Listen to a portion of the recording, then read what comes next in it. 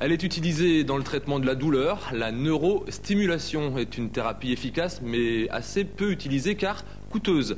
La douleur, c'est le lot quotidien de Martine Chauvin, une deux-sévrienne qui plaide pour une utilisation plus large de la neurostimulation en organisant demain à Pompère une conférence sur ce thème. Reportage.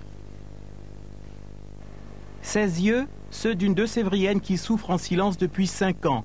Suite à des opérations de la colonne vertébrale, une douleur aiguë permanente la contraint à une mobilité minimale et au fauteuil roulant.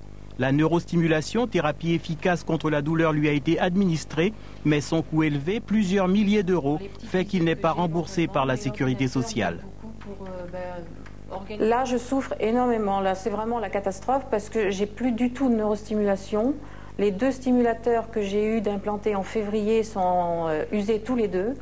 Et là, je n'ai donc plus rien.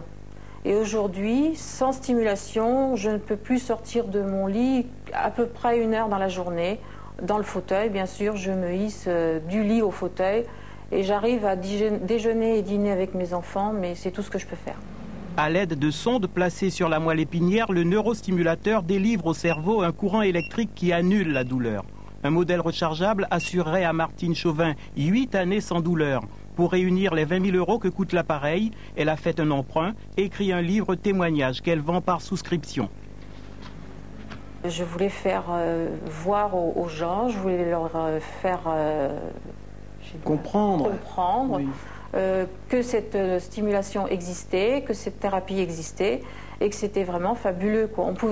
On pouvait penser qu'on était au bout, qu'on n'avait plus d'issue. Et tout d'un coup, on a la neurostimulation qui arrive et puis qui nous délivre et puis qui nous redonne la vie complètement. Connue depuis 1980, la neurostimulation permet de traiter les maladies neurologiques, épilepsie, dystonie, Parkinson. Il en sera question le samedi 4 février à Pompère dans les Deux-Sèvres lors d'une conférence en présence de neurologues et d'associations invitées par Martine Chauvin. L'invité politique.